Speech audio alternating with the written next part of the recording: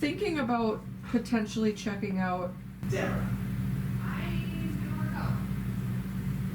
My wife is looking extra hot just because you're here. Snap, snap, snap. Did you call Kim Deborah? Yeah.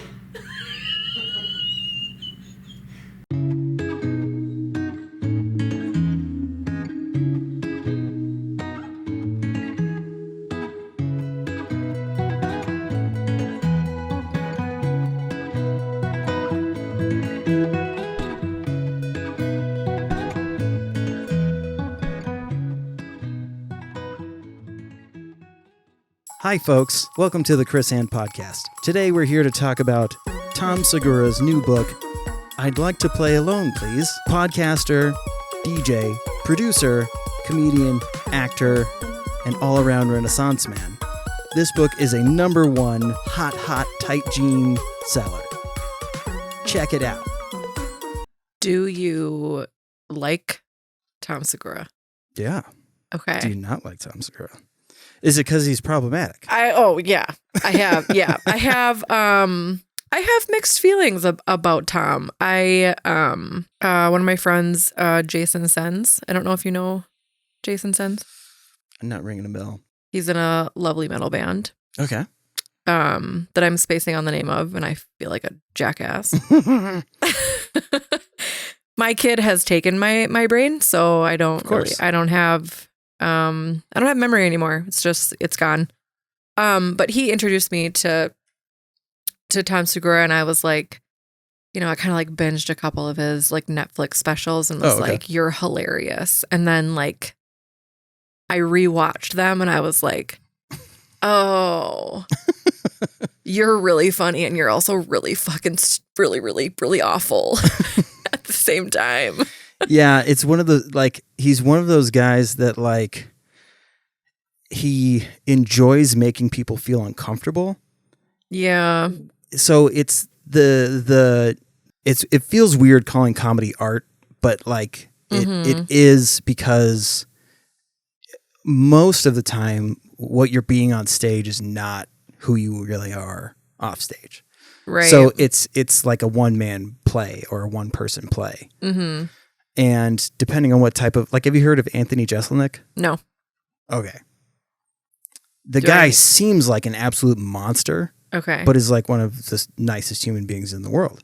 Yeah. So it's like this weird, like, showcase of the thing, hopefully the reason why you're laughing at something that sounds ignorant is for ironic reasons. You know what I mean? Mm-hmm. So, like, he's like edgy, but as a human being, is like, I don't actually care about any of this stuff. Like, none of these things I hold to heart. Like, none of these are like my values. Yeah. Yeah. I think I just find it so interesting. I love your dogs. I think that what I find interesting, and also just kind of like, ladies and gentlemen, Chelse Bolin, you're not getting the normal intro. That's fine. Whatever. Yes, we're just gonna dive right in.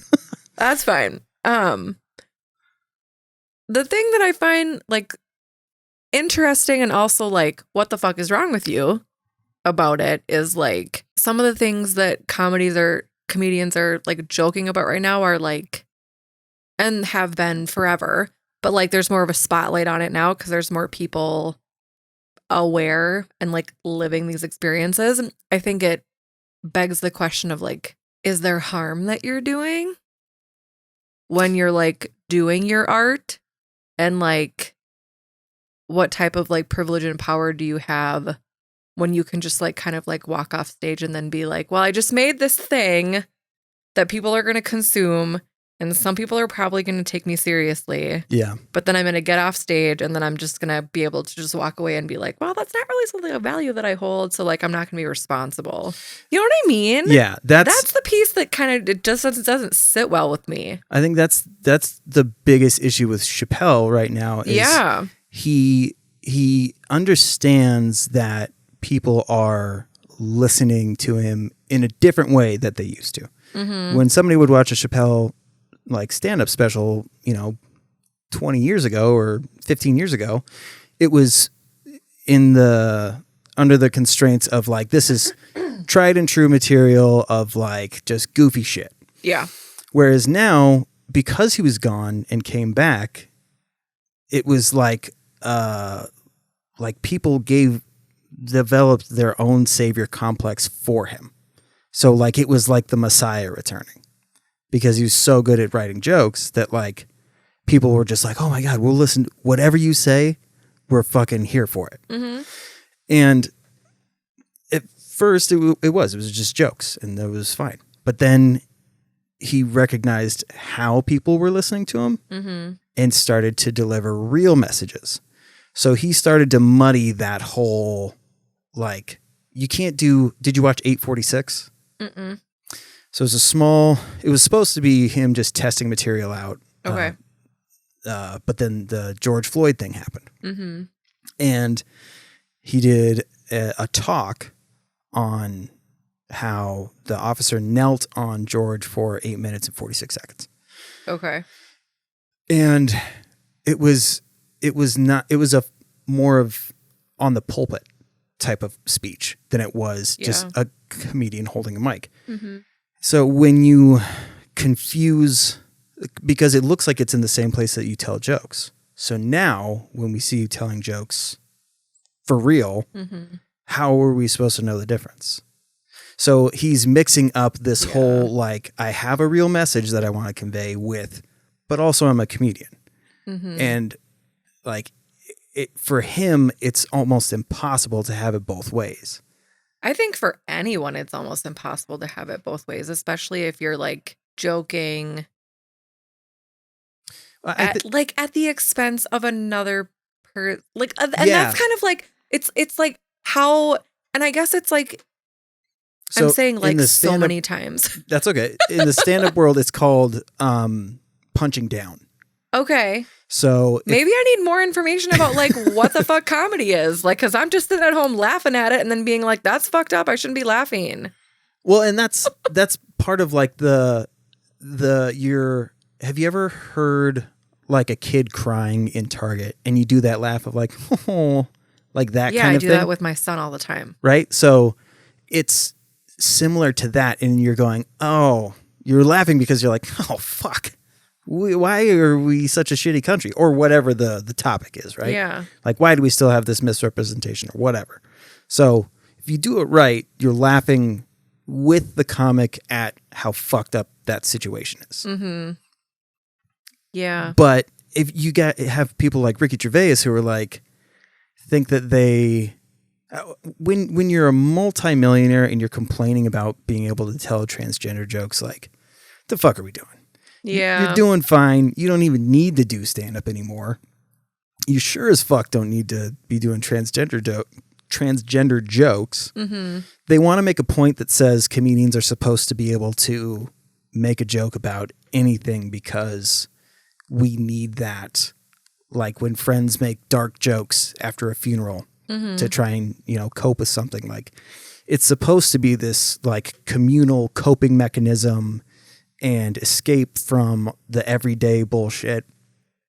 But if you complain about not being able to say that shit, it's like you're missing it. Like you recognize that, times change and it's not snowflake shit. Like this is like human rights. Yeah. So they because that whole snowflake thing got thrown around, like they confuse that with like, oh, how come I can't? And it's like, well, just go into any transgender community and like they'll tell you why you shouldn't be saying shit like that. Right. It's very simple. Yeah. Well, and I think like what you just said made me think of like doing things in community. It's being, if that's like the point of comedy is like I'm in community with other people and we're having a shared experience about like some fucked up shit, then I just think about like stay in your own lane. Yeah. Yeah. Well, like, and I mean, leave transgender jokes to people that are transgender and let them kind of like express what's funny and what's not funny. I don't know. I have a lot of thoughts. I think a lot about a lot of things. I think there's there's a way to tell. It's like the word Mexican in America. Mm-hmm. When people hear that, they get a little like on pins and needles because it's been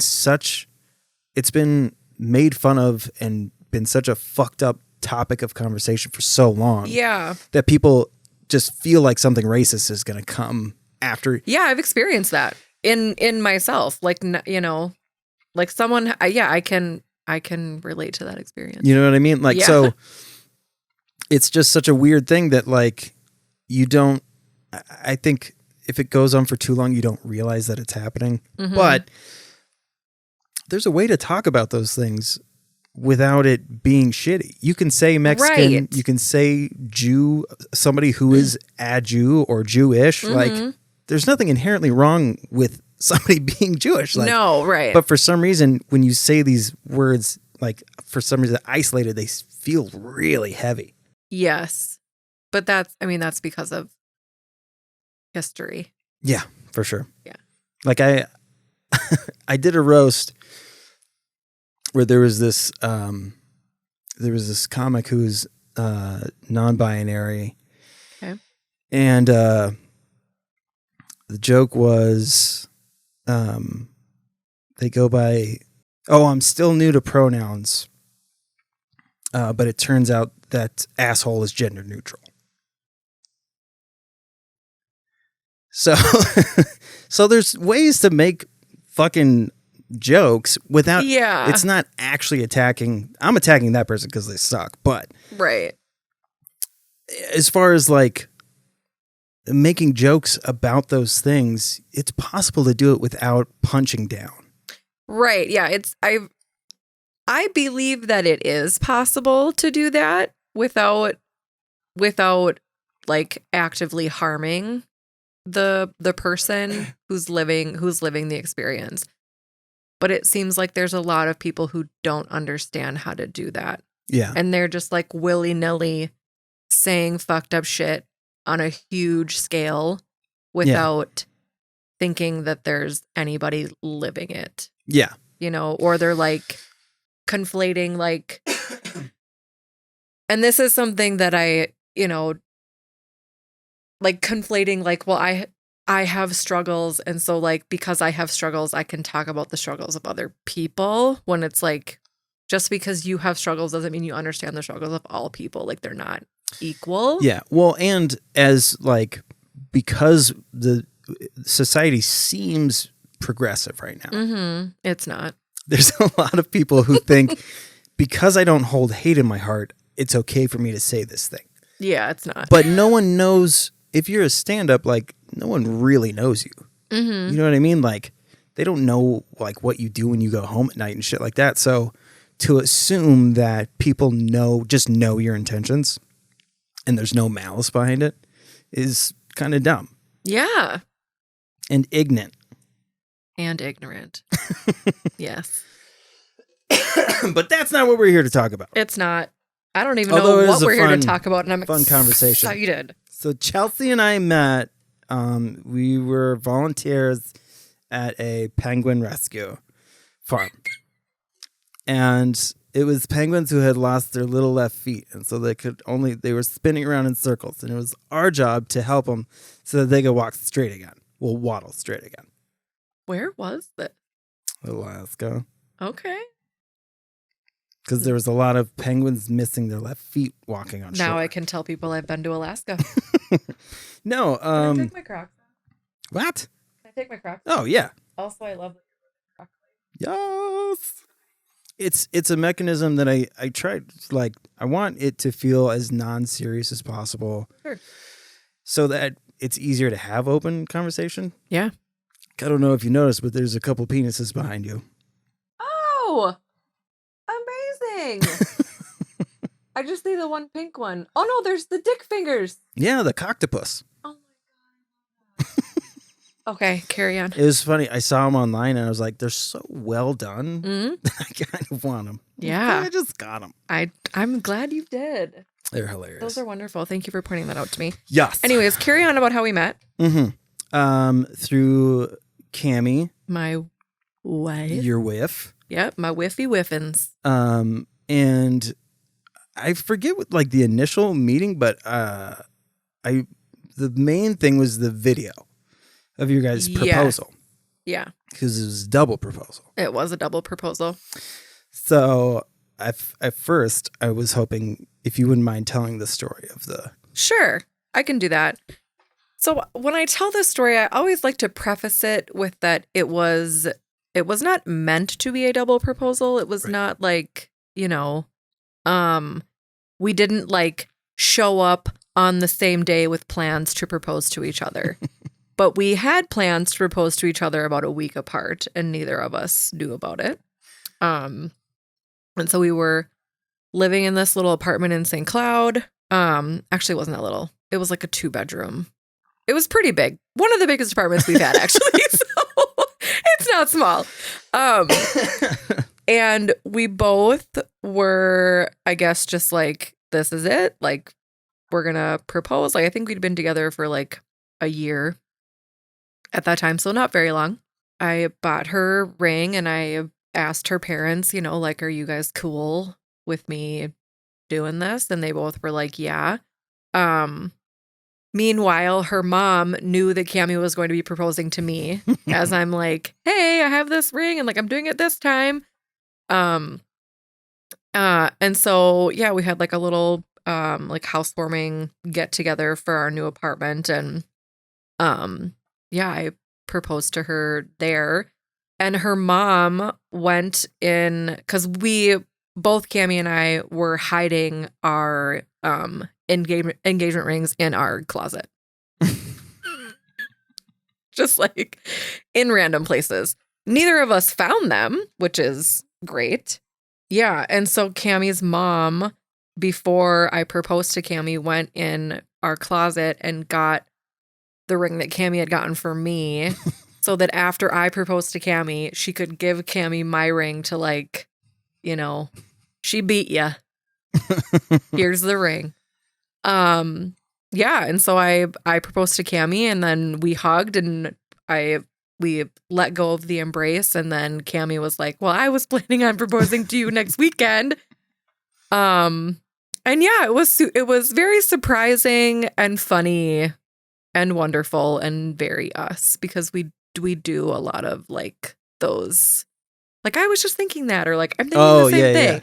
Yeah, like we'll come out, like for the day or like to an event dressed in very similar clothing. We'll come out in like the same color scheme. Like, it's just a lot of that happens in our relationship. So, yeah. But yes, so that's how. Oh, excuse me. I took a deep, dry breath in. But yeah, so that's how I know you. Yep. And I'm curious as to what made you want to dive more into the mental health field. Okay. Oh God, I could spend all day talking about this. My parents both have mental illness. Like my mom has anxiety, depression. My dad, anxiety, depression. It's just kind of always been there. Like, it's just always been an experience. And then that I have been trying to understand and process. And then I started to experience my own mental illness with depression and anxiety. And then I started college. I was like 22-ish. Changed my major and decided to do social work. And then I was originally going to do speech pathology, and I was like, I am not smart enough for this shit. No, like, I remember, oh my God, Chris, I remember there was this test that I was trying to take online, and it was in like one of the basic speech pathology, language, speech, and pathology classes.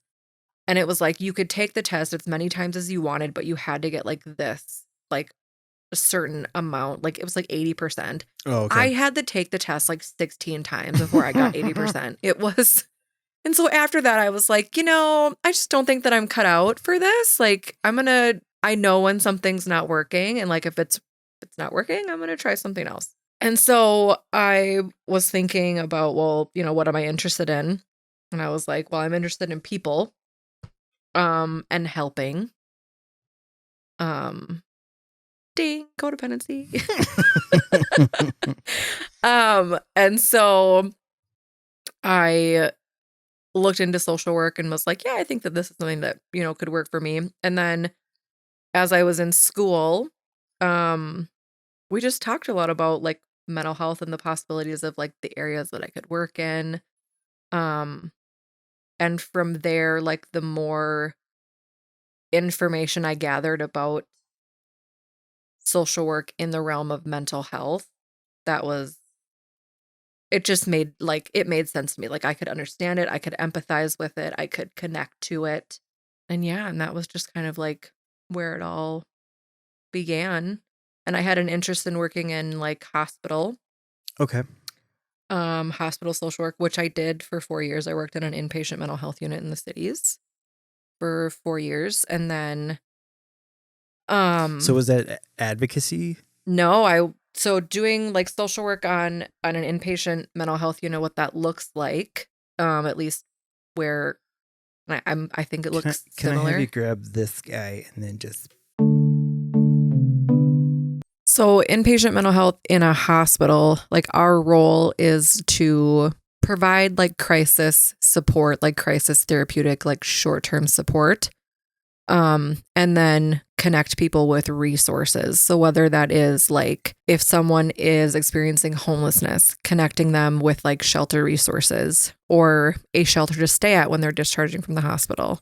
If they don't have money to pay for their medications, providing like vouchers for medications, connecting them with like outpatient therapy support. So scheduling them with a therapist, finding them a medication provider in the community if they take medications, communicating with their family or loved ones or caregivers when they are in the hospital, like trying to kind of bridge the gap a little bit. Oh, okay. Because a lot of people, mental health is totally stigmatized. And even though it's better now, it still isn't better. I don't know. And so a lot of people would come in and there would be a rub between like family or caregivers or friends in like understanding what they're going through. And that was exacerbating what they were experiencing in regards to their mental illness. So being someone kind of in between to provide psychoeducation and support to them on like, this is how you can best support this person as they're going through this process. And once they, come home and return to their lives, so that they're less alone. Oh, sure. Yeah. So that's more of on like the calmer side of things. And that was the piece of it that I enjoyed a lot, like providing resources and connecting with families and helping people share what they've been wanting to share, but like couldn't really share with their loved ones. Oh, yeah. And helping just like facilitate conversations. The other side of it was like when people come into the hospital and for example, let's say that they're experiencing like mania. Okay. Or psychosis or something like that. And they're not in a state of mind where they're making reality-based decisions. And a doctor is concerned about their ability to make decisions for themselves and their safety in the community. They will put them on like an emergency hold. And then if they feel like it's, severe enough, they do a petition for civil commitment. And it essentially, it gets the county involved and the courts involved. And a lot of times forces people to stay in the hospital, forces them to take medication sometimes, forces them to like go to treatment after the hospital. It's, and when I first started, I was like, this is helping. Like this is helping people. And in some cases I saw that it was helpful. But the longer I was there, the more it didn't feel helpful. And it actually felt like traumatizing. Yeah. For a lot of people. And once I really connected with that, with that understanding, I just was like, I can't continue to do it because it didn't feel right. Yeah. So that's when I went into outpatient therapy. Well, I mean, the initial thing of like they want people to feel normal, but they remove individuality really quickly. Right. And it's like it's supposed to be this group thing, but it feels more like hurting than it does like let's all come and talk about this or what have you. Because I don't know if you know, but I was on mental health unit twice. Okay. I had Tuesdays. The first time was like, I mean, it's a shitty scenario either way, but I ended up there over a holiday weekend. Okay. Yep. So I was there longer because, judge has to do all the thing. And were you put on a hold? Yeah. Okay. Yeah. Weekends and holidays don't count. Yeah, exactly. Which is really confusing for people. Yeah. So people say you need help, and this is where you're going to get help. But I didn't feel like an adult. Right. I'm asking 20-year-olds if I can have crayons to be able to color things and like and I don't mean to say these things to like make it seem like these people are ill-willed. Yeah. But I just don't think because it's when you see it repetitive, the people that are in mental health long term, you have to shut off a part of your brain. Because if you took it on like a normal human being, that shit comes home with you and it's like impossible to process. Like, yes. It's so brutal. Yep. That's pretty spot on. But then the people who stay there, they're like soldiers. Like you're going through shit that normal people can't handle. And the stuff that I saw was eventually you kind of become a number or a task. As a patient? Yeah. Yeah. So you become like a task or a chore versus somebody who needs help. Yep. Does that make sense? Mm-hmm.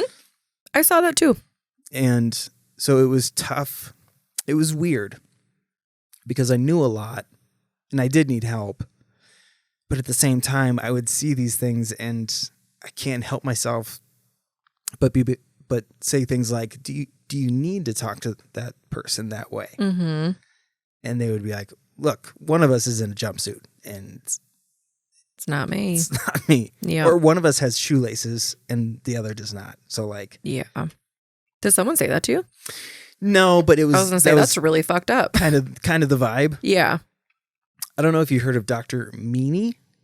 Mm-mm. It's insane because it sounds like it's from a fucking TV show, but that was a doctor's name that you worked with, Dr. Meany. Dr. Meany. That person should not have become a doctor. Yeah, no, it ended up turning out that they were sexually assaulting patients and like. Oh damn! This guy was insane. He wore a 3-piece suit, and everybody else was wearing scrubs. So it at least kind of felt like we were in it together, to some degree. You know what I mean? Mm-hmm. Was this at St. Cloud Hospital? Yeah. Whoa. Yeah. I need to look into this and I need to read about this. Okay. It was crazy. That is really crazy and terrifying because doctors, especially on a mental health unit, they have all the control. Yeah. They have all of the control. And that is, yeah, that's pretty terrifying. But so this guy wore a 3-piece suit and I asked him why. And he said it was because he wanted to make a clear. I don't know why I'm drying up. I don't know why you're drying up either, man. I was so lubed up before. Might have to grab a cough drop. But he wanted to make a clear divide between patient and doctor. And I was like, don't you think that like makes people more closed off? He was like, I don't know. I just know that I need that to be very evident that we're different. We're not the same. And I was like, wow, what a weird thing to want to make sure that people know that we're not the same. So it made sense that like when all the allegations and shit came out, there was just Yeah. fucking of course this guy.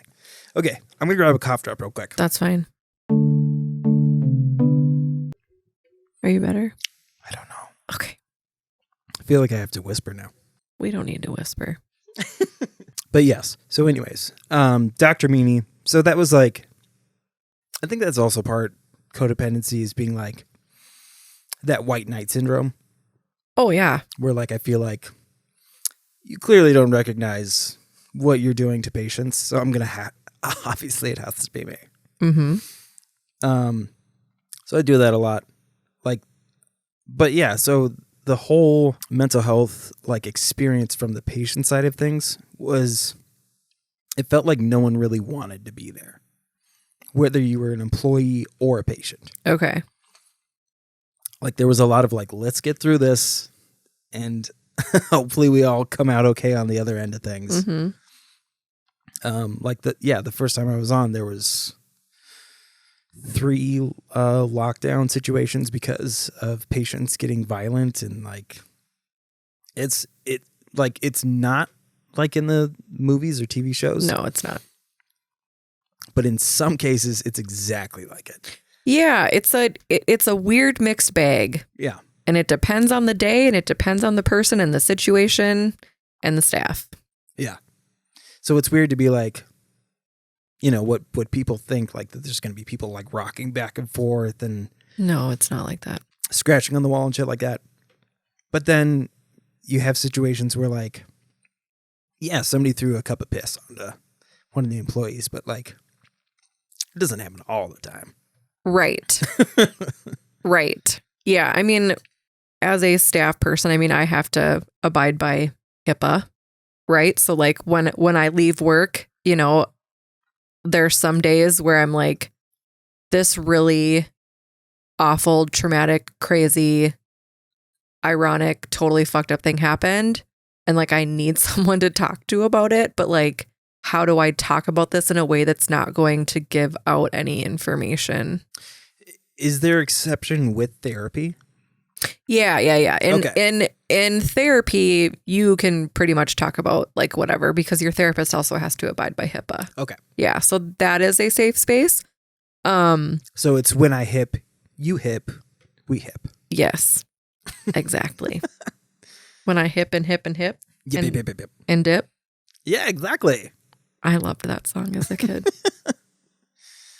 I mean, it's so catchy. It is very catchy.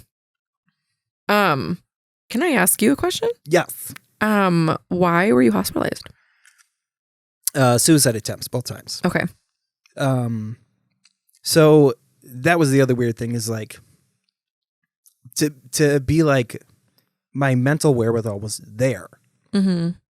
It's like I just had this one thing that was wrong. It just so happened to be suicide. Yeah. So it's like everything else seems normal.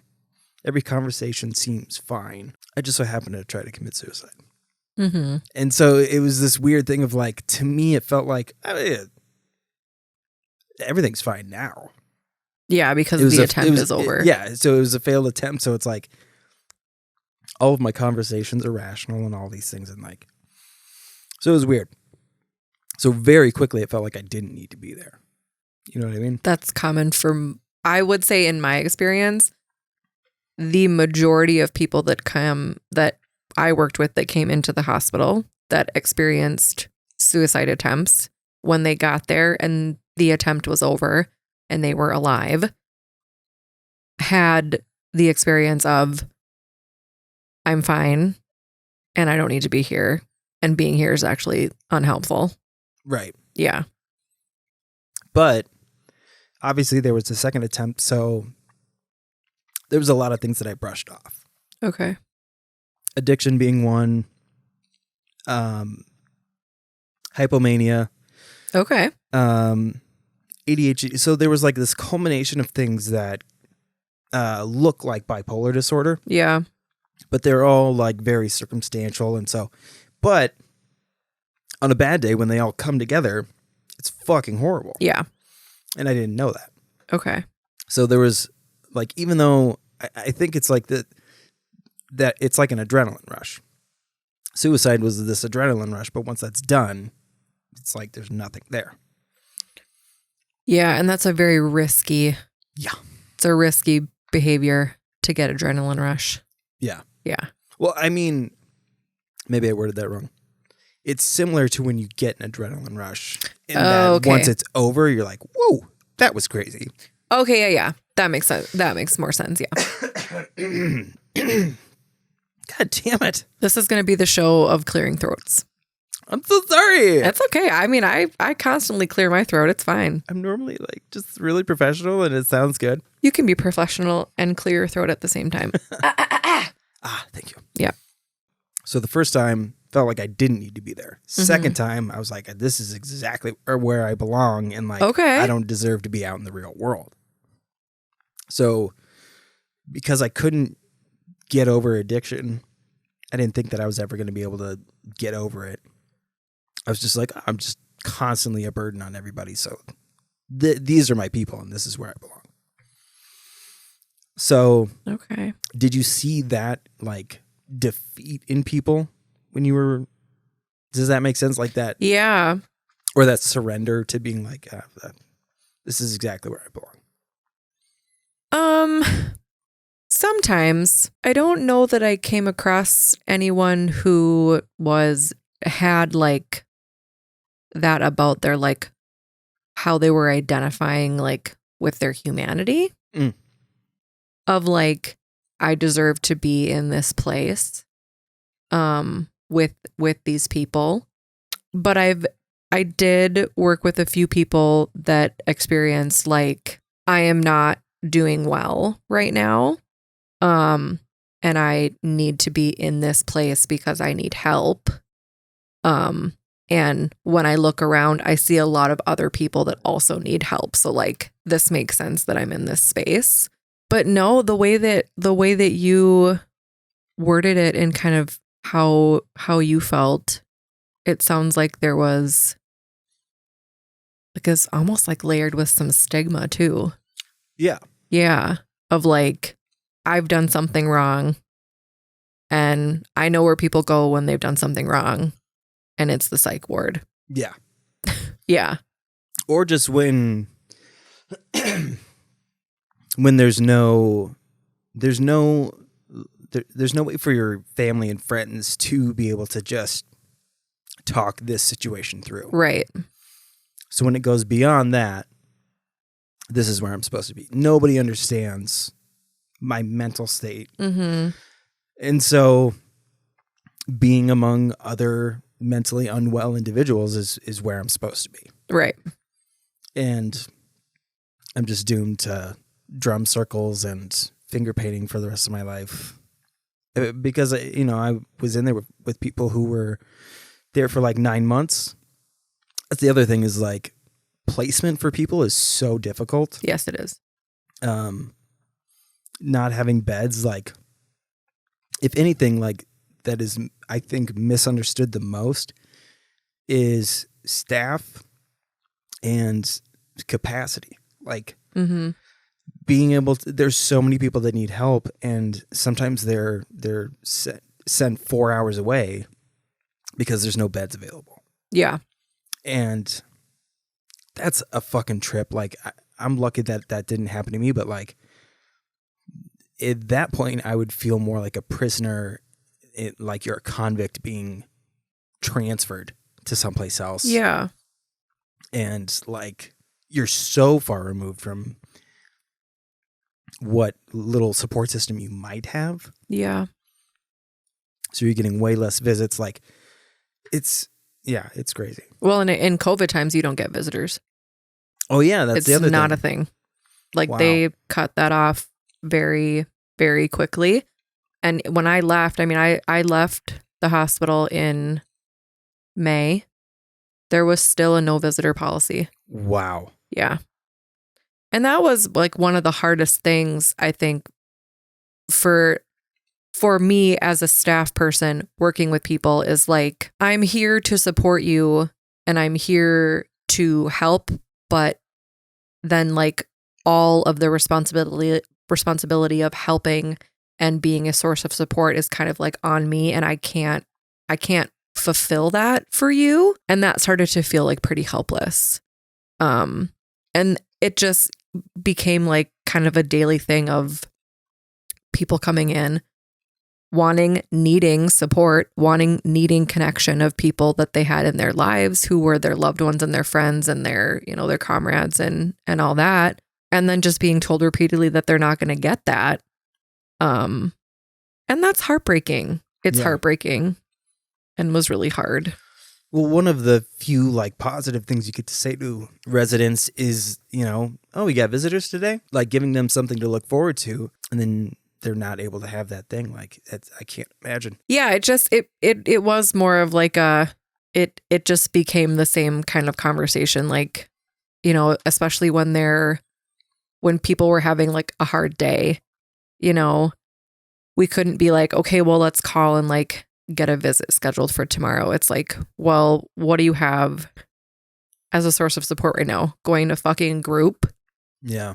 Like, and sometimes that is helpful, but like for people that have been there for a while, there's only so much group that a person can take. Yeah. Before it's just like, I'm just existing here and I'm not getting anything out of it. Well, and there's already tension like on a daily basis. But in those groups, especially like people start eyeing each other and you can just tell if the wrong thing is said. Yeah. There could be an issue. Like stack on top of that, like the fact that people are disgruntled that they can't see their love. Like that was, if I didn't have that the last time that I was in, I genuinely can't imagine what that would have felt like. Like being able to see family, yeah, and friends and stuff, yeah. Not to backtrack like massively, but that's all right. You said something before that made me curious. So, mom and dad, anxiety and depression. Mm-hmm. Was that something that you realized growing up, or was it something that you looked back on and went, this is clearly what they have? It was a little bit of both. Like, there were experiences when I was younger where I think my mom tried to explain it to me in a way that she understood, so that I could understand it in a kid way. Okay. If my mom would get depressed, she at that time was kind of like thinking about it from a standpoint of like her diet and like if I eat too much sugar, it imbalances me.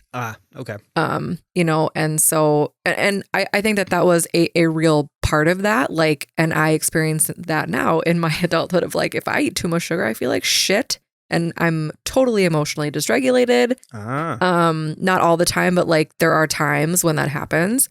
And so I think that was her way of like trying to make sense of it herself and then trying to explain it to me of like, mom needs to sleep or like mom needs a break because she's had too much sugar, and then in retrospect, I was like, there were a lot of like other things that were going on, i.e.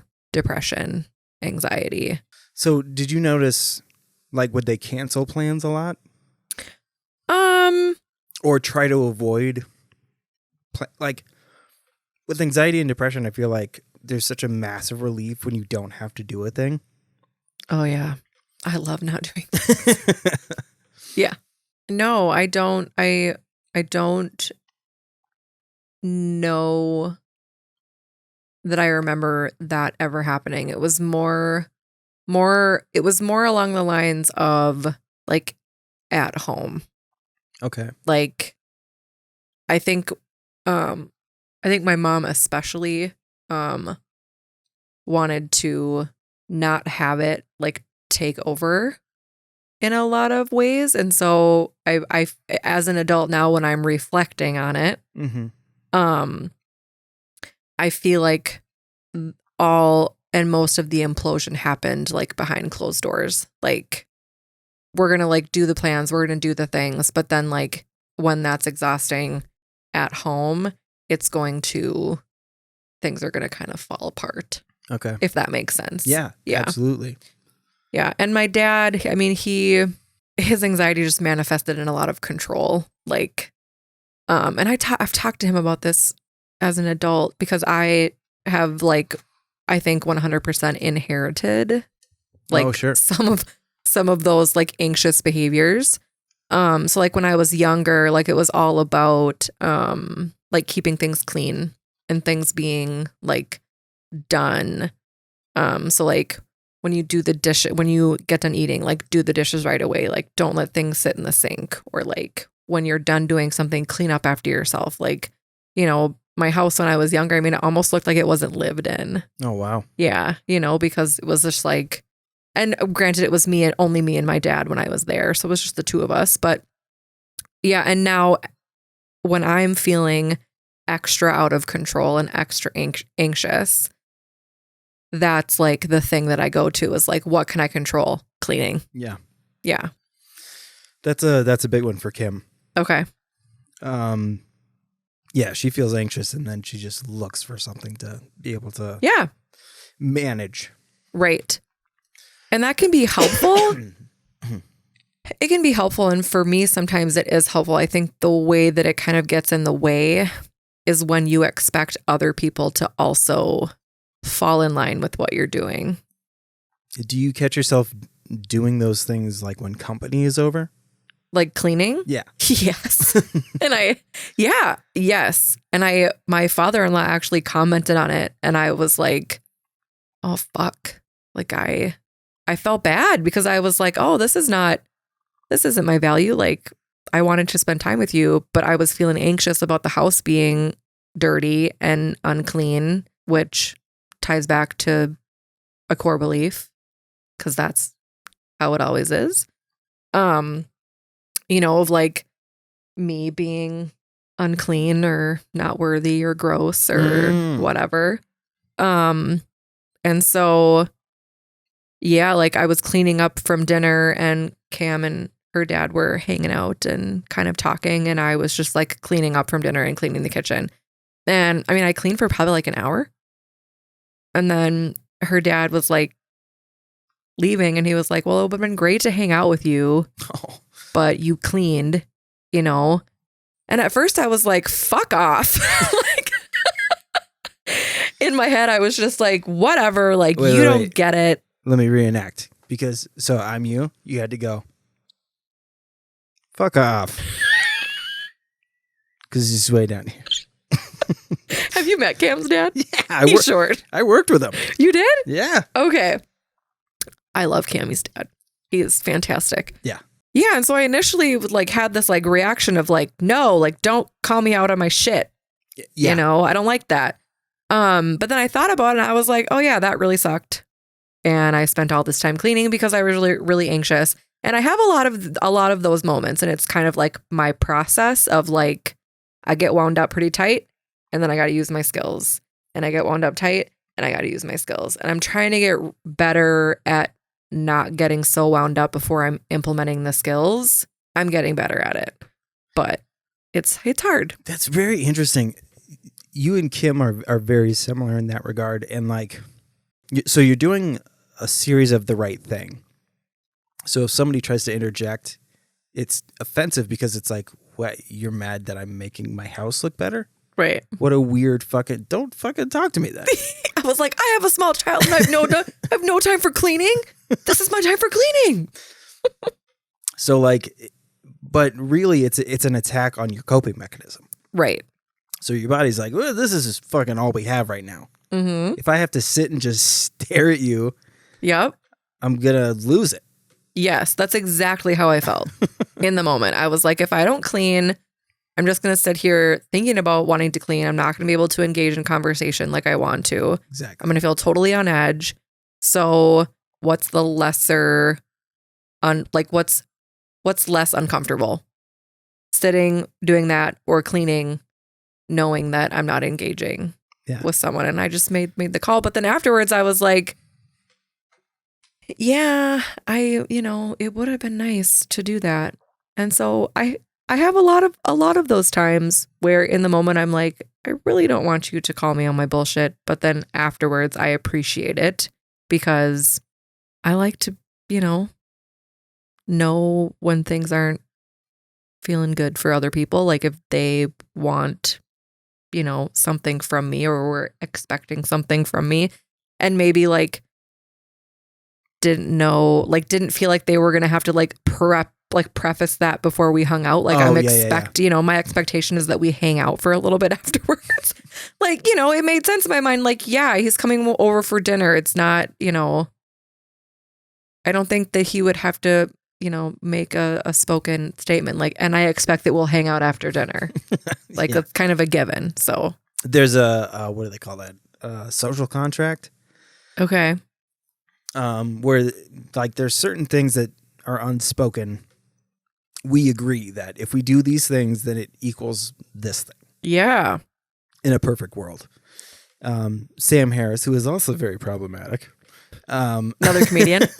No, he's like a philosopher. Oh, okay. Type. Have you heard of Christopher Hitchens? No. Maybe. I don't know. Or Richard Dawkins?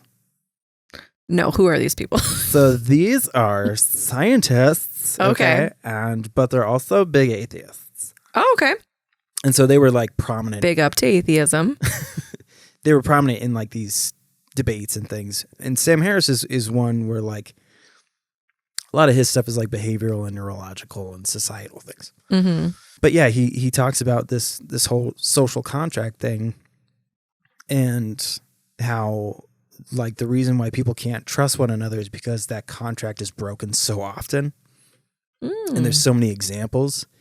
And with the advent of technology, we're just flooded with more and more examples. So it feels like very unsafe. We're constantly worried about like, you know, what's school life going to be like for my kid? What's this going to be like? So all these things.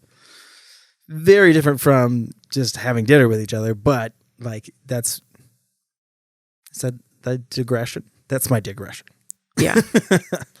They're related though, and I mean I like knowledge. I like knowledge a lot because it's like my therapist told me this the other day and I was like, God damn it, Irene. I say that all the time. I have to plug my therapist. She is thebomb.com. I honestly feel like she can help anybody. Do you ever sing Come On Irene? I haven't to her. I have not, but maybe I should. No, she like what did she say to me? She was like, you feel like if you have the knowledge and if you understand something that you're going to be able to control the situation.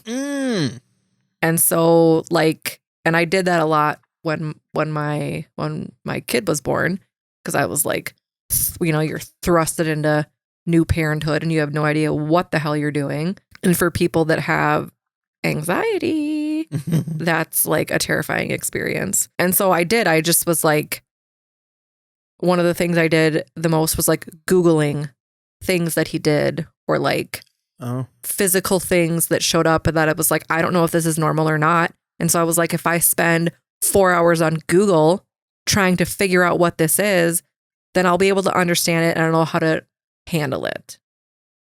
But then that just like, you know, you can see how that would not be helpful in any situation, especially not with a newborn.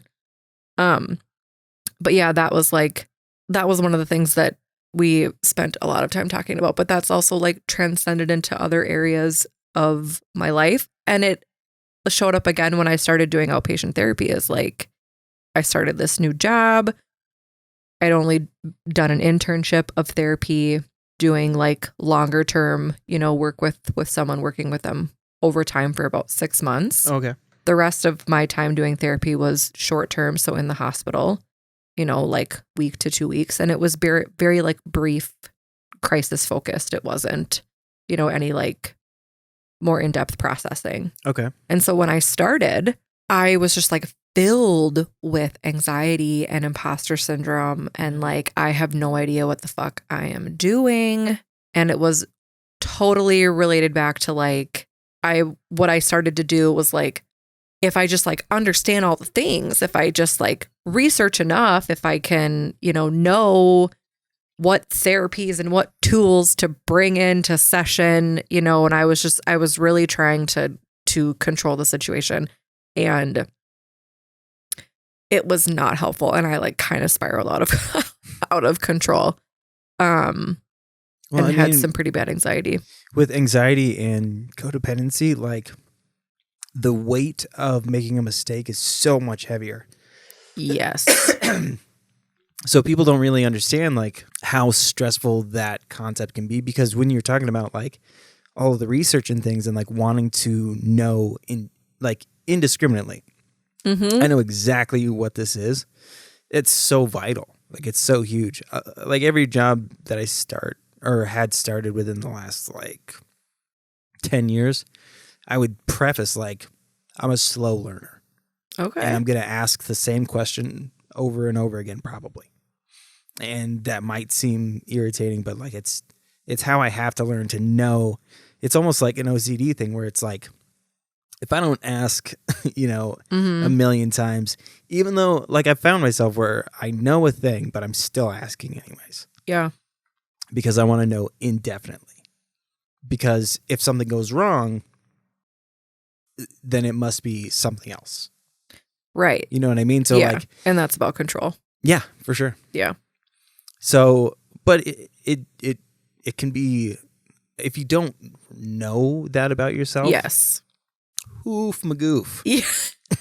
Oof magoof is right. And even when you do know it about yourself, you'll still get in these traps where you just like, you're stuck. And that happened to me. Like I knew that about myself. I knew that anxiety was about control. I knew that, I wanted to have the answers to all the things to feel comfortable, and still went into this job and this career, this big career step for me that has been the end game for me since I started school and started working in mental health 13 years ago. I'm curious too, was there any PTSD like going into those careers? Like, say more. Like, were there events that you knew in the back of your mind that like, if I come across a patient who has gone through this thing that I went through, it might like have a PTSD response? Like, yeah, that was for me initially, I think one of the things that caused like kind of the most anxiety in outpatient. Just like for inpatient, it was like, if someone has experienced, something traumatic that I've been through, I'm able to sit with this person for a short amount of time because I know that my role is crisis focused. I'm not here to do deep trauma processing with them. That's not my role. And so I could escape it in that setting. Oh, okay. Yeah. So I could just, I could sit with them and do some acknowledging, do some like high level processing of it, but it didn't get deep. That's interesting, because there's a checklist to the finish line. Like, if I can tick these boxes, make sure they're safe, then I can skirt out of there without having a negative mental effect on me. Very interesting. Yeah.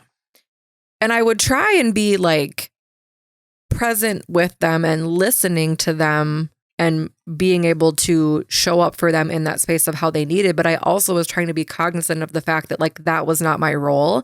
And there are therapists there who are the people that need to be doing the more deeper processing because they have more time and more availability and they're on the unit more. And at that time I felt better trained than I was to provide that support. So in the hospital setting, that's kind of like where I was at. But through that, and then kind of my own therapy, and my own processing of trauma, and my own like continuing education and reading and all the things, I've come to doing outpatient and wanting to have more of the long-lasting relationship, doing the deeper processing. And initially I was like, yeah, like I'm ready. I think that I'm ready to go to these places with my clients, like where I've been with my therapist, which is like, talking about abuse, talking about sexual abuse, talking about, all of the the shitty things that happen in life, talking about codependency, you know, substance use, like all the things. But when I started, I think that I thought that I would be able to do a lot more than I actually am able to do. And so I had to have a very honest conversation with myself and scale back on the experiences that I was willing to work with so that I wasn't getting triggered in session and not able to hold my own shit and hold my clients' shit at the same time. Because like that's like what you're doing in therapy, right? Because we're human beings as therapists. We're all human beings. We all have our own experiences and our own reactions. And while you're doing therapy with someone, there's no matter what it is, there will be something that comes up. I just realized we never like defined what your actual role is. Oh, okay. Okay. So yeah, I'm an outpatient therapist with Affinity Psychological Services in St. Cloud. Oh. Yep. So I work with a group private practice. The organization is fantastic. It's queer woman owned. Really? Yep. Committed to like anti-burnout culture for therapists. Oh, okay. So like being able to work so that you're like, you're not only working, like you're not, because there's, I should give context to this. There is like a lot of like agencies that do therapy where you're like a W-2 employee, you're not like self-employed. Where you don't get to choose who you work with. You don't get to choose how many people you want to see.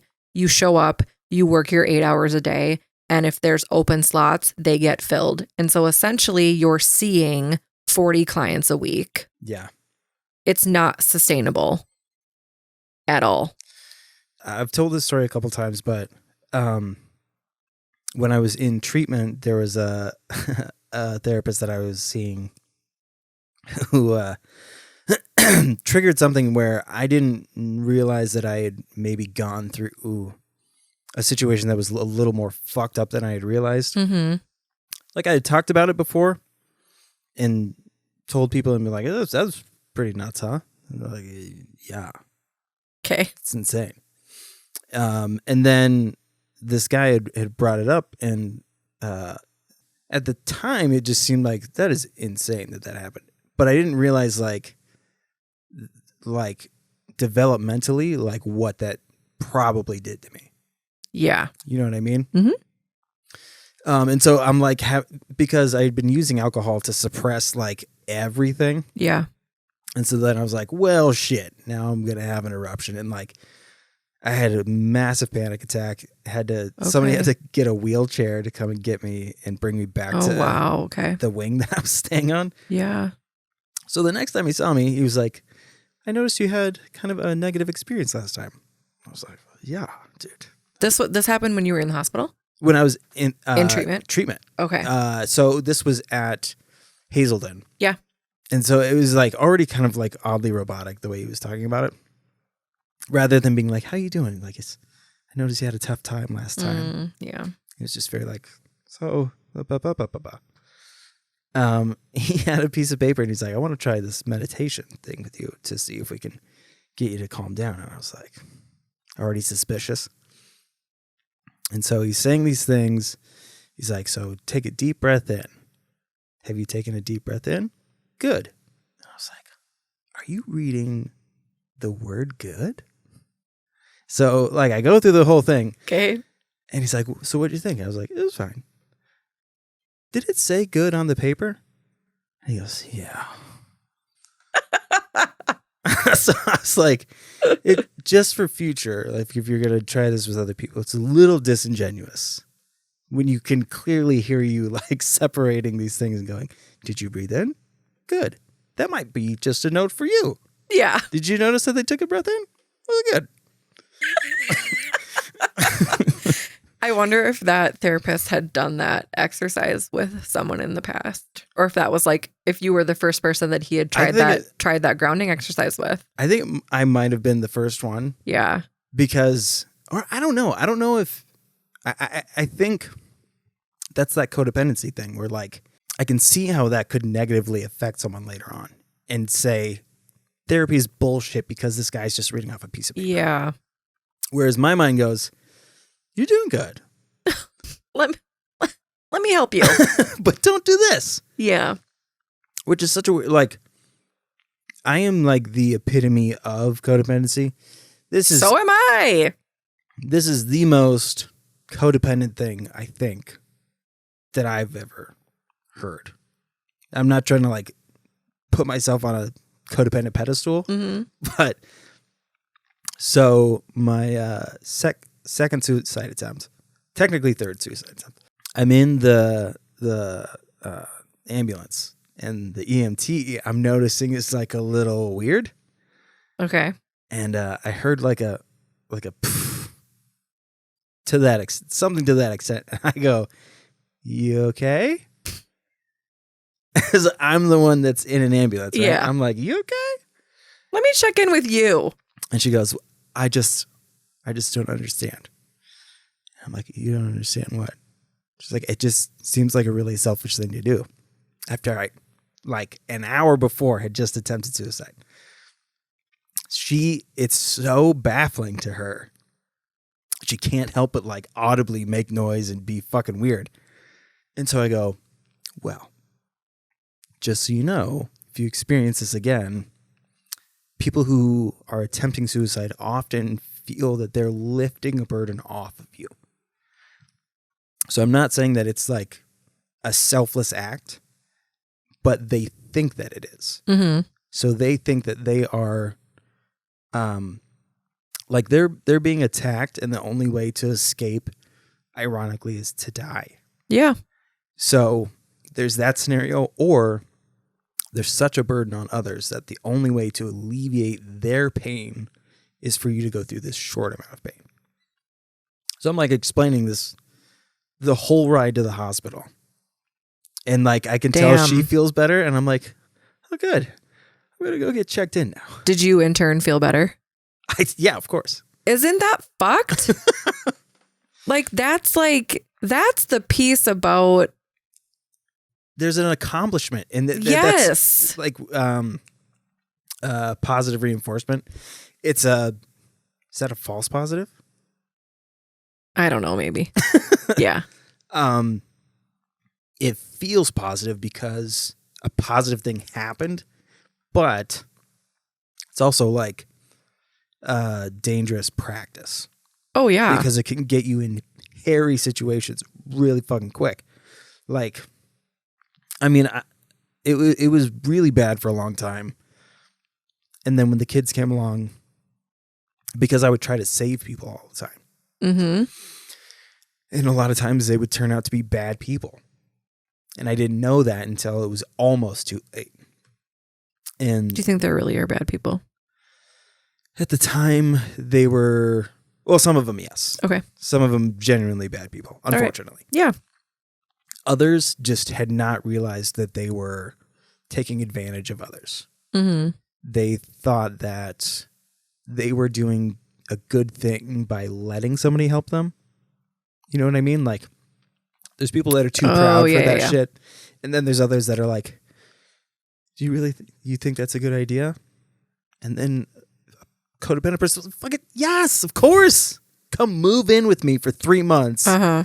And I'll get you back on your feet because white knight syndrome. Yeah. It has to be me. Yep. But yeah, so there was a point where I realized like there has to be a hard stop at some point. Mm-hmm. But fuck, that feels terrible. It feels very powerless. Yes, exactly. Took the words right out of my powerless mouth. Yeah, it does. I never like characterized it in my head of like calling it white knight syndrome, but I have read that. But I do that too, and I'm making that connection now as I sit here that I also do that, and I do that less now, but interestingly enough, I have made my career Oh, out of essentially that's white so funny. knight syndrome. Oh my God, that's hilarious. Well, obviously you have to quit now. I've thought about it, and that's and it's one of the things that I think challenges me the most right now to like stay connected to not having the answers, like not having all the answers. Like a couple months ago when I started, I was like with had crippling anxiety because I was like, if I don't have the answer to this person's problem when they show up to therapy, what the fuck am I doing? And then I was like, okay, that's not the answer. That's not the way. And then I did a deep dive inside myself and did a lot of talking with my therapist. And I'm trying to stay connected to, like, I'm not going to have the answers to people's problems. Do I need to be informed? Do I need to have knowledge about experiences? Yes. Do I need more trainings? Yes. But I'm not responsible for solving people's problems, and I'm not responsible for having the answer. I am a sounding board, and I am someone who can provide support, encouragement, and direction. And I have a couple other tricks up my sleeve because of my own lived experience. It's such a bummer because if everyone was like you, that goes back to that social contract thing. Where like, if everyone is acting accordingly, then things should resolve at some point. Yeah. But because there's such disarray in the mental health world, there's these gaps. So like, you do all that you can do, right? 6 months later, you see the same person and you're like, what the fuck? What happened? And you find out that like nobody followed up on XYZ. Mm-hmm. And you're like, why didn't somebody follow up? So like Kim doesn't have the codependency stuff. She may have had like some contact codependency for me. Okay. Caught some of that codependency high. Yep.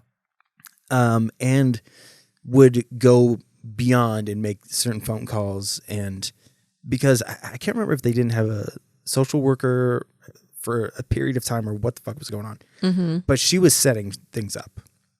So she was setting up therapists and she was like doing all of these outpatient-esque things. Okay. For you or for other people? For other people. Oh, okay. In a job where, like you're saying, like your role needs to go here. Yeah. Be knowledgeable, be present. And then either they need to do the self-work afterwards or somebody else is going to do XYZ. Yeah. You know what I'm saying? Yep. In mental health, there's such a lack of people. Like I met, 70% of the nurses the last time I was on the unit were floating nurses. Yeah, there's a huge nurse shortage. I mean, it's all the time, But I mean, at that time, like it was because nobody wanted to be on that unit. okay. Like people were getting overtime because they needed overtime. Mm-hmm. And because you list like what units you're willing to work on. Okay. When they land on that unit, it's like, it was so bad. I like noticed habits and things of nurses, and I had in one day 3 different like orders basically on how to take my meds or what meds I was allowed to take. And I was like, I don't care what way it needs to happen, but there's got to be consistency. I've had, 3 or 4 of you guys tell me completely different things. Yeah. I don't care what the answer is, but it's got to be the same. Because how am I the goal is for me to leave and be able to, take care of myself. Mm-hmm. If I have like a myriad of fucking like, what's the word? Like when contradictions, There you go. pointy hands. You found it. When I have a myriad of pointy hands, Myriad of pointy hands. I like it. myriad of contradictions, like it's so hard to like like pick one and stick with it and create that schedule or your routine for yourself. Mm-hmm. So that was like something that I struggled with accepting. And that's another thing with codependency is like, you're like, I can't accept this. Like like people telling you that it's this way. And you're like, it doesn't need to be. Yeah. Yeah. If we spoke up or if we did whatever, like, then it wouldn't be this way. Right. Yeah. So I guess let me pose that in a question. Okay. Pose it in a question, Chris. So give it to me in a question. With what you were describing, do you find that you have to stop yourself because you notice a gap or notice that there is potential for the system failing this individual if somebody else doesn't step in? Does that make sense? It depends. Like, am I going to try and find, a residential treatment program for someone? No. Will I send a link to a helpful resource? Yeah. So it kind of depends on like what the person is needing and what they're wanting. And if I feel like in that moment, it feels like I'm going above and beyond. So it kind of is, I try and keep it pretty even with everybody. But I also feel it out in the moment of like, do I feel like this person has the capability to access this on their own?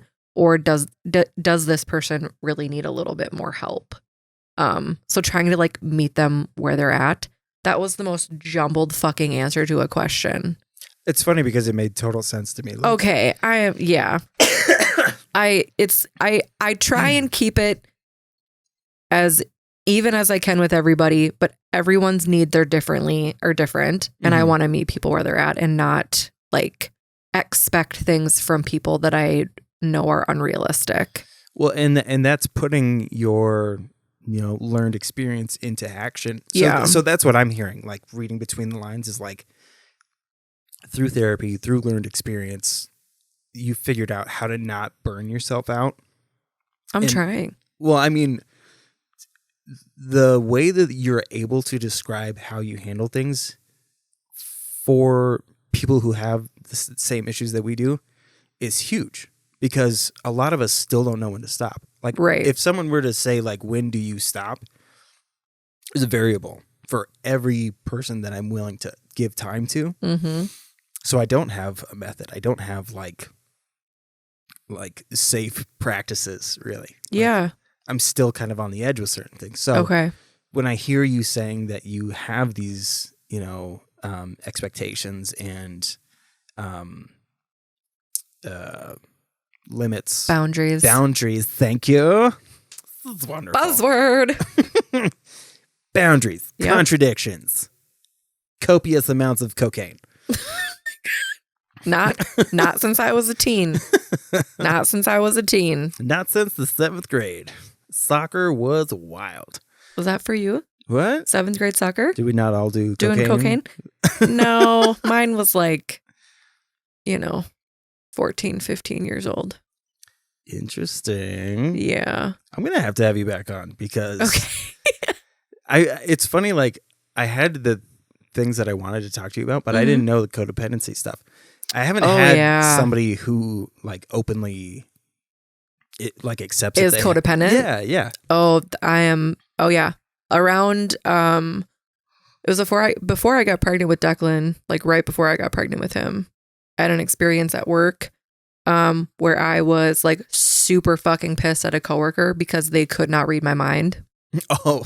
And then I exploded on them. It maybe wasn't as bad as I just made it out to seem. That's also like. But when like, how. In my mind, it was like I fucking lost I blew a gasket. Yeah. It felt very big. So do you have those moments where you remember something that happened and you like physically shudder or like make all the time? Yep. Get some shame going, get some guilt going. Man. Yep. Mine, like, it happens all the time. I cannot get over when I was 16. For some reason, I thought it would be hilarious. I saw somebody eating chocolates, and I was walking behind him. And I was like, I'm going to fucking gank one of those right before they're about to eat it. I'm going to peep and pop it in my mouth. So it just was like, it seemed like Disney Channel-esque, like It seems very innocent. some kid being just a little shithead. Yeah. So I did it, and this kid who was way bigger than me grabbed me by the back of the neck and goes, "What the fuck is wrong with you?" I just went, "Oh, wow. That wasn't a normal thing that I just did." Mm-hmm. And it's hard for me to shake, like, I'll never be a normal guy. This is fine. But there's certain things where I go, I wish I was normal in this capacity. You know what I'm saying? Chris, do I want to start crying right now? I don't know. That is how I have felt for like my entire life, pretty much. Really? Yeah, I've always just felt like the things that you do and the way that you think are not fucking normal. And like I know, and we all say like, what's normal? And it's like there's a general threshold of like acceptable behavior. Yes. Right? Of social like, contract. Right. Like if you do these things, I think generally people in the room are going to not be uncomfortable with you. Right. Right. And I don't know. And I'm 35. You are? Yeah. I thought you were like 28. Dude, no, I'm 35. Where's the same age? What? I could have been making references like NSYNC and Borat? puka shell necklaces. And Oh yeah. Yep. Yeah, I'm 35. I'll be 36 in January. And I just learned about codependency. I just learned about it. And at the beginning of this, I said that I've been in therapy for almost my whole life. Oh. And I just fucking learned about it. That idea to me gets stuck in my mind and I feel so fucking pissed. Do you ever feel like that? Dude, okay, so I was 33 when I realized that I experienced hypomania. Mm-hmm. Hypomania is such a weird thing because It is weird. Depending on who's diagnosing you, they're either saying, we're pretty sure you have bipolar. Yeah. Or you have XYZ that culminates and you go Super Saiyan and have a fucking... This is a nerdy Dragon Ball Z reference, sorry. I don't know Dragon Ball Z, but like I'm with you with nerding. So it's like either when these things meet, you experience hypomania or whatever. But I was listening to the radio or a podcast, and this podcast had this clairvoyant guy on, and he was talking about like all of these connections that he feels and like how he's able to read people really easily and all of these things. And he, for some reason, said that he's bipolar. And a lot of people who are clairvoyant are bipolar. And it was this giant red sign. And so in my head, I went, oh, fuck. None of us are clairvoyant. None of us have. Because my entire life, I thought that I had this like ethereal connection, like some type of connection to some other thing that made me capable of reading somebody in a way that others can't. Yeah. And I was like, fuck. It's not real. And like being 33, so I feel you big time. I cried in my car. I was like, oh my God, I'm not connected in the way that I thought. What is really happening is my codependent and extroverted behavior done so many times. It's just, I can read people because I was pushing people constantly. You know what I mean? Okay. Like, Yeah. So saying like, are you good? You okay? If something feels... And you do that often enough, you're going to learn body language. You're going to learn all of these things because you're constantly putting into practice your codependent and like extroverted bullshit. Yep. That you think you need to help somebody because they looked a certain way. So like... Have you done any digging of like for yourself where that comes from? what, like why I do that? Like why you have codependency? Why you're codependent? Yeah. Because that's been the biggest trip for me. So it's so funny. Like when I was in treatment, I had to ask like my parents if there was any history of alcoholism or addiction, mental health issues, all these things. And I asked my mom, and I was like, "Are you sure there's no like mental health stuff going on your side of the family?" She was like, "No, everybody." Oh, she didn't say everybody, but she started listing off like Uncle so and so is on this medication, Aunt so and so is on this medication. So like all of my aunts and uncles are on medication. Baseline anxiety. Okay. Yep. So it's like, Mom, all of us are fucking have massive mental health issues. Yeah. And my mom, I love you, Mom. Again, before we even started recording, I said codependency is like a condition that I am fine with having. Oh yeah. And I don't really like battle it. I do need boundaries. Yeah. But I don't like fight it and try to suppress it or anything. I don't fight it either. I can't fight it. But it definitely comes from my mom. I mean, we would hold strangers, kids, like watch. My mom took me to a back surgery or a back procedure one time, and we had to be there at 6 a.m. So we're both fucking exhausted. Mm-hmm. We're in chairs like this, and my mom's like about to fall asleep. This lady walks in by herself with a baby in a car seat. I go, "Hey, Mom." I just go like that. Mm-hmm. And she looks up and doesn't move, just looks at this lady and goes, "Let me hold that baby." And the lady goes, "Okay." And like, so there's something very non-threatening about people who are like that, I think. Like genuinely, like, Yeah. I don't know. It's hard to describe, but like, I get it from my mom. I'm able to hold strangers' babies and like all these, like people just don't find me threatening. And it's because of this learned thing from my mom, whatever it is. Of not having boundaries. Yeah. Yes, actually. Mm-hmm. Yeah. So my mom watched a stranger's baby for 45 minutes, I think. Mm-hmm. This woman went in to have a procedure done, left her child with a complete stranger, and just completely trusted my mom. To me, it makes total sense. I go, yeah, of course. No. But nobody knows like our intentions or anything. Like, right. It's crazy. But so my whole life, I just thought there's something special about us, and that's why people trust us. We have this weird connection. Mm-hmm. But really, you're absolutely right. It's like this lack of respecting boundaries. Yep. Done enough in certain scenarios, we just figured out a way to trick people into trusting us. Well, and I think too, like, I'm glad that you said that you love your mom, because I also love my parents. I do love them. I have a lot of questions that I'm trying to answer for myself, and I've had in the last like year or so like some pretty tough conversations with my parents about like, why did you do the things that you did? I always say that it's not on the child to make up for what the parent did. Oh, it's not. And like, because I've had so many people on here who say like the whole, they did the best they could or whatever.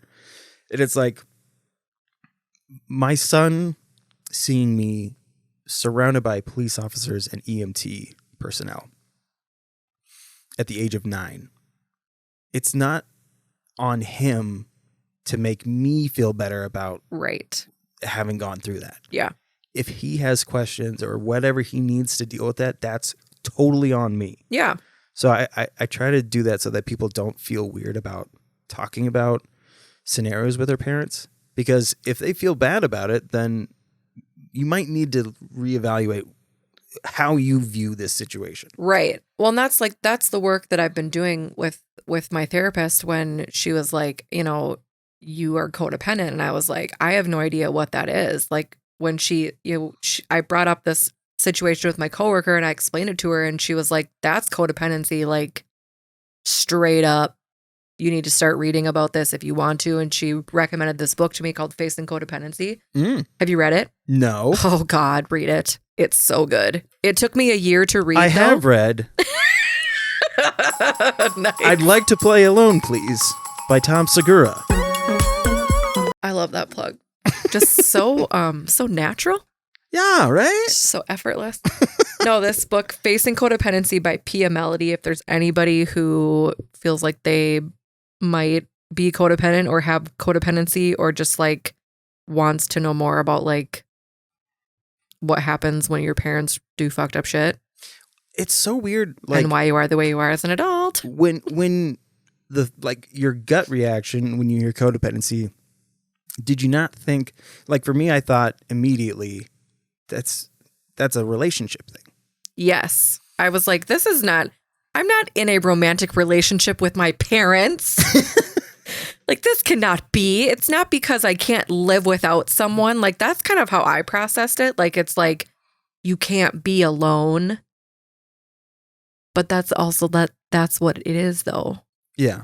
Yeah. So, yeah, when I started to learn about codependency and, like, the fact that I had it, like, I just was so confused because I was like, I'm talking about helping a friend out. I'm not talking about my wife and I, like, I thought that codependency only related to whoever you're romantically involved with. I did too. Yeah. No, it doesn't. It's like, it's in all relationships. And it a lot of times shows up for adults due to stuff that happened in childhood. Like, a lot of the times. And this book, like, it's very easy to read, very candid, but it's like this Pia Melody, she's a therapist and a researcher, I think. I don't know, honestly, anymore. It took me a year to read the book because it talks a lot about like abuse and neglect and like all the things. And when you're trying to process that, at least for me, like when I'm trying to process that, I'm still in the processing of that, of trying to like do more of my understanding of it. And it was an eye-opening read, but also a very tough read for me. So I also just want to preface that if anyone wants to read the book, if you have a trauma history, just know that like some of the stuff she talks about can be triggering and like it can just be hard to read like any other book. Like for me, I had to like read a chapter and then put it down for a month. And then, read half a chapter and then put it down for a week. Like it was like I couldn't just like get through the whole thing. Yeah. But it was very eye-opening, and reading that book and then doing therapy with my therapist on like what it means and how it's showing up. Yeah, there've been a lot of difficult conversations that have been had over the last year because it just kind of like busted it wide open. And I'm one of those people, I don't know if you are either, but like once I know that something's there, I can't ignore it. Yep.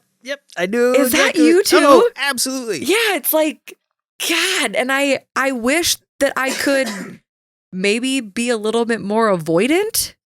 Yeah, when you learn the thing, there's almost always like an example of somebody in your life where you're like, I'm dying to bring this up to so-and-so.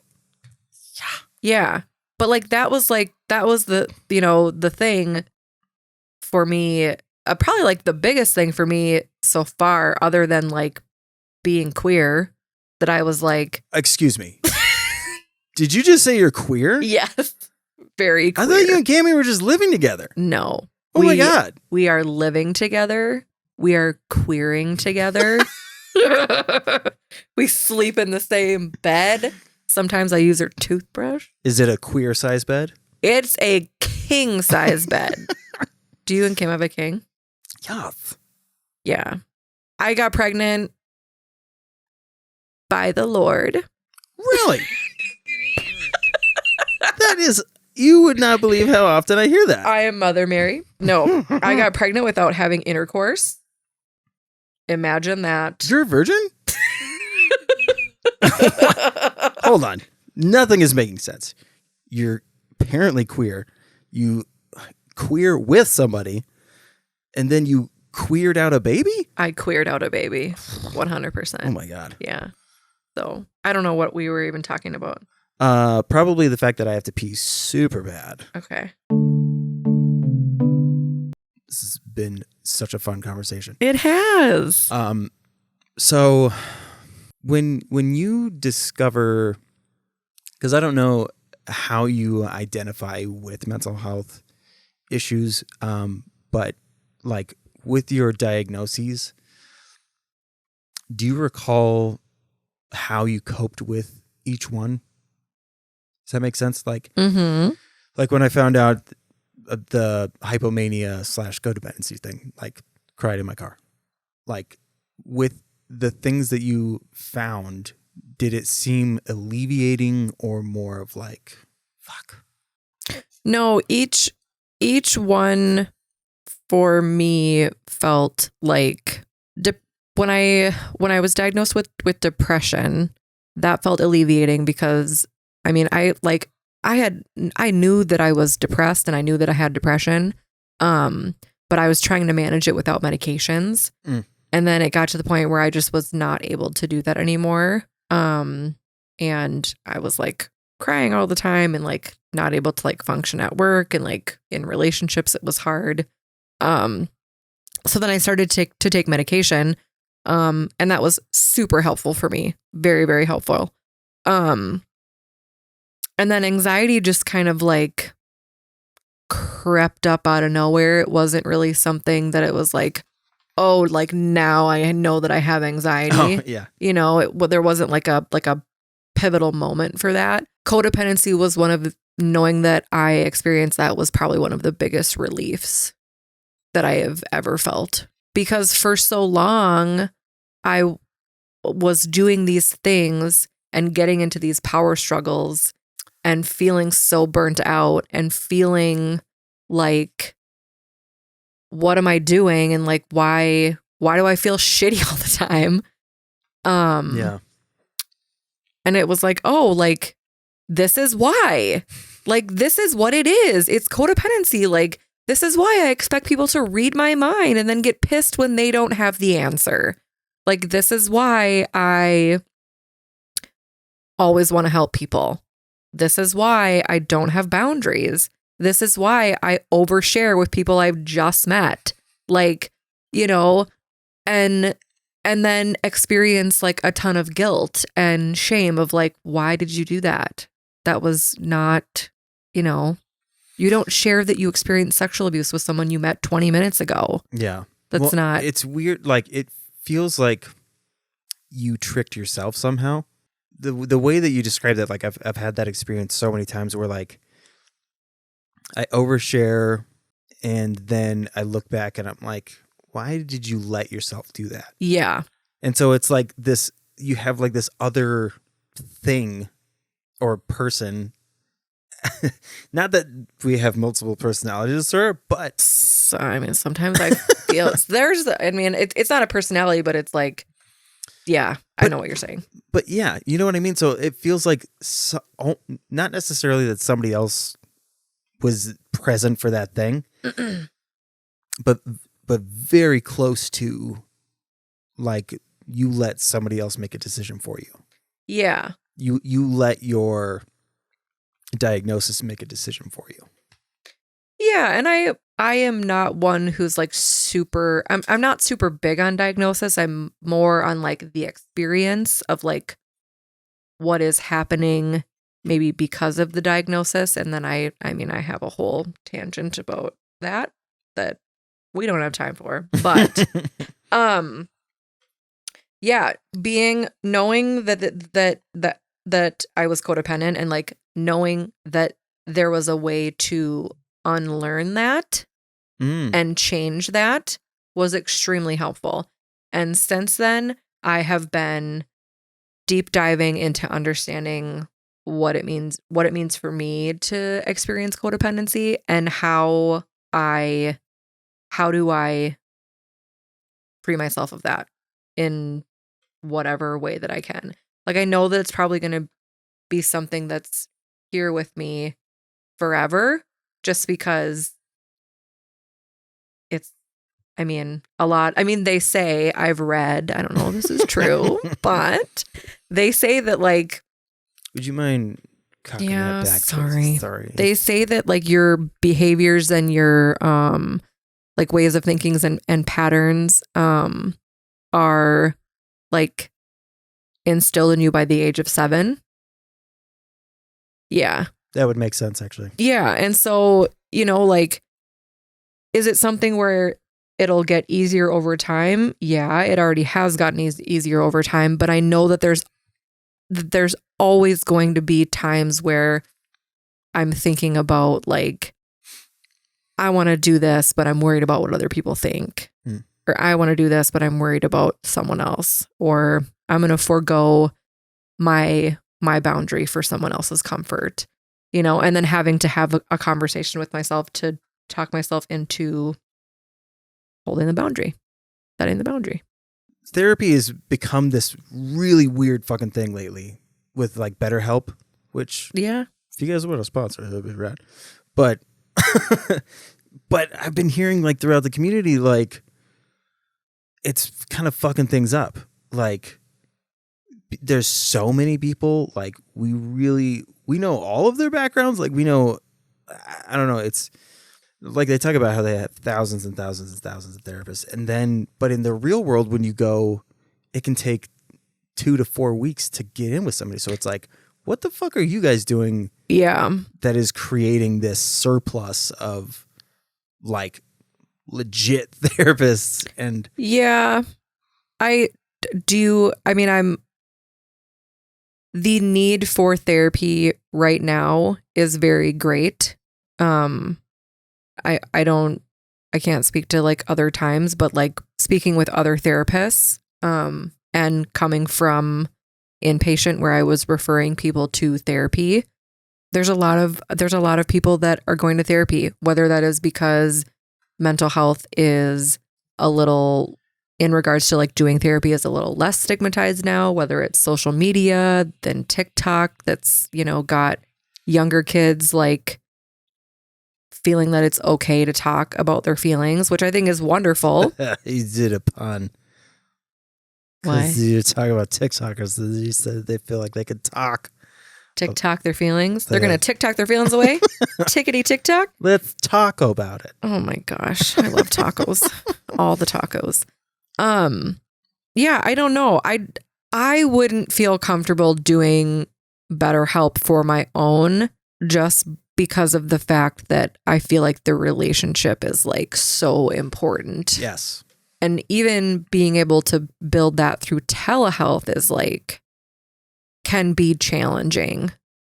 And I feel like you get more out of it as a therapist and as a client if you are in person and can sit face to face and like feel this person's personality. Like, you're in the room, you're sharing a moment in time that's like tangible. I don't know. I'm right there with you. Okay. I hadn't thought about it until I was talking to a therapist and she was talking about this convention that she went to and like the issues that they were seeing with like this, like I said, like the surplus of therapists when people are struggling to find therapists. Like how could this possibly happen when we've been talking for how many years about how we need more, but they're just not available. And then all of a sudden, thousands of them are available. Yeah, it doesn't really make sense.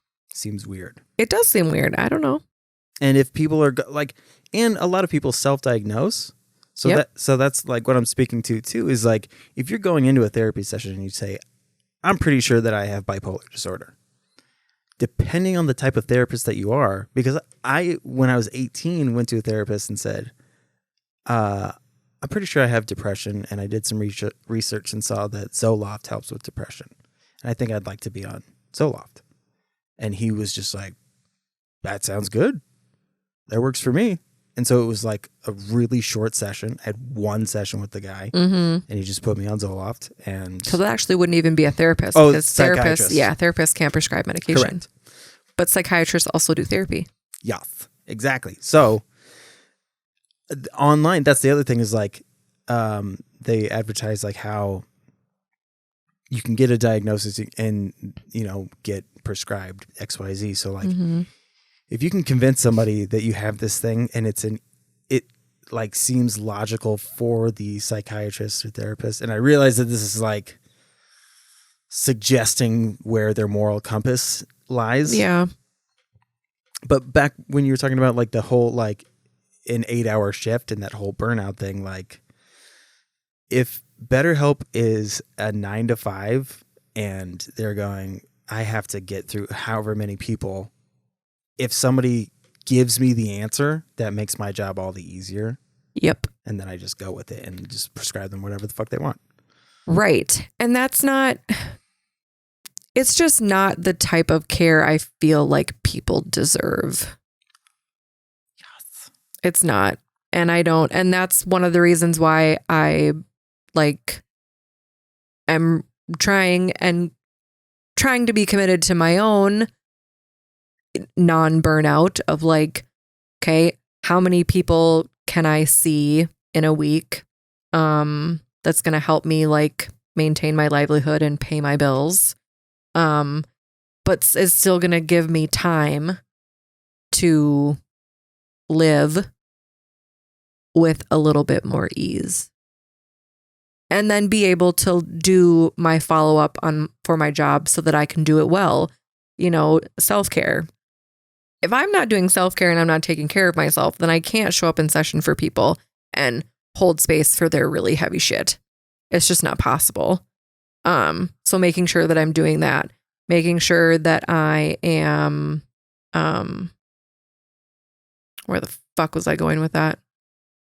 Costco. Oh God, we just got a membership. I love Costco and I'm not afraid to admit it. Oh yes, making sure that I'm able to get my documentation done. So like another thing that therapists experience that see too many people is their documentation just gets left and it gets built up and built up and built up and it becomes a huge source of stress. And then that affects like your work, can affect your work. Maybe it doesn't for everybody. It would affect it for me. And giving myself time to do trainings to, build more knowledge and be able to bring more ideas and more concepts into session that might be helpful for people. Like it's creating like a lifestyle that supports my job and supports my ability to do the work that I love doing because I love doing it. I really do love doing it. But it would be so shitty if I wasn't able to do it well. Right. And it didn't feel good. It's funny, like, that's one thing that's like kind of accurate when they like depict therapists and psychiatrists in TV and movie is that big pile of paperwork at home. Mm-hmm. I don't want that. They bring all that shit home and they're trying to go through that. So yeah, it's funny you say that. I had a thing and then I drew a blank, but if I keep talking like this,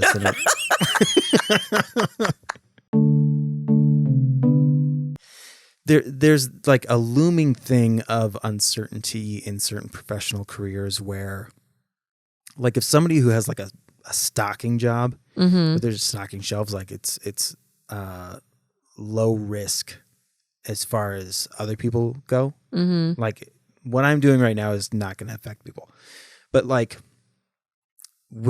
I'm about to become a piercer where I'm stabbing people and there's like so awesome. It's going to be fun. It's going to be so great. I have a job where people come in and say, hey, make me look cooler than I do right now. Yeah. I'm fucking all about it. But at the same time, it's like there's a big risk in letting people down, and like it concerns me, and it's tough to get over that, to be able to just that back to that whole normal thing, that like threshold of like, yeah, I just want to not worry about this enough to make sure that I'm doing my job properly. Do you feel like you're at a place where like you're able to combat that feeling and be confident in what you're doing? Yeah, Yeah, I mean, I am new to outpatient therapy, so I'm still learning. And I also think that as a therapist, if you're not always learning, then you're kind of you're not in it. Like if you kind of like show up in therapy and you're just like, well, I've arrived. I know all the things, like that's not real. It's not a real thing. Would I love for that to happen to me and to have that feeling? Yes. I would love to feel like I can just master everything and never have to learn another thing again. But it's just not real. So I try and just do my best of like showing up, knowing what I'm good at, knowing that I know how to make relationships, knowing that I care about people, knowing I know what it's like to be a client in therapy. Like I know what that experience is. And showing up to someone who you are just meeting and sharing intimate parts of your thoughts and your life is very vulnerable. And so being able to like have the knowledge of that, to understand that like what these people are coming here is very important, no matter what it is. And so showing up for them, providing space for them, knowing that I'm going to make mistakes and there's going to be things that I say in session where like later I'm going to think like that probably wasn't the best thing to say. Do I need to follow up on it later? Maybe, I don't know. Or maybe it's just, a mistake that I made. That's the piece that I think is going to be the hardest for me, is the mistake piece. Because I want to do a good job. I want to make sure that I'm like providing I'm giving people what they deserve in therapy. But I also, and this is something my therapist tells me all the time, need to acknowledge like the humble nature of what it means to be a human being. That's what she says. And it's so eloquent. I know exactly what you meant. You did. And beautiful and vulnerable and awful feeling at the same time. Like, but it's true. Like, we're all human. We're all flawed. And like trying to exist in that space is needed. I need to do more of that because perfection it's not attainable. Yeah, it's funny because as you were talking about that, I was like thinking about how frustrating it is to go, I'm capable. Why did I do this? Mm-hmm. Like, I'm better than this thing that I let happen. Or how come I'm not able to figure this out? I'm better than this. It's me, Jessica. Yeah. Yep. But is it that and I've had those thoughts too, of like, why did I do this? Like, I should have known better or, whatever, those thoughts. But I think it's because with me, it goes back to the codependency in the sense of because I have sincerity in my heart and because my intentions are good, it should just happen. Yeah.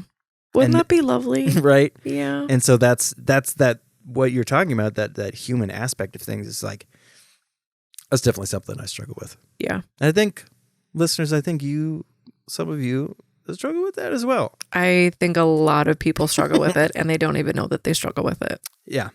Yeah. It takes two incredible human beings, humble as well, like us. Very humble. I'm so humble. To really drop our boundaries, which is tough for us because boundaries are important. Boundaries are important. But I will say, Chris, that as I would say a recovering codependent. Oh, nice. I like that. Yep. I was being a little facetious, but no, but I think that's real though. Like as a recovering codependent, there is something that feels awfully seductive about not having boundaries. Oh my God. You say all of the things that just hit me. So good. But it's like you just can't because it's not healthy. Yeah. It's not. God, that's so good. Yeah. Well, fuck, man. You definitely need to come back. I would love to come back. It's so funny This because was lovely. there's like, there's umpteen fucking topics that I actually want to hit with you, but this was awesome as well. This was awesome. Thank you for having me. And to the listeners, be well to yourselves. Oh, that's a lovely. Okay, that's the end though. That's my sign off. Okay, say it again. No, that's a bit too. It's like when people interject, I love doing that. Okay. I was like, oh fuck, I ruined it.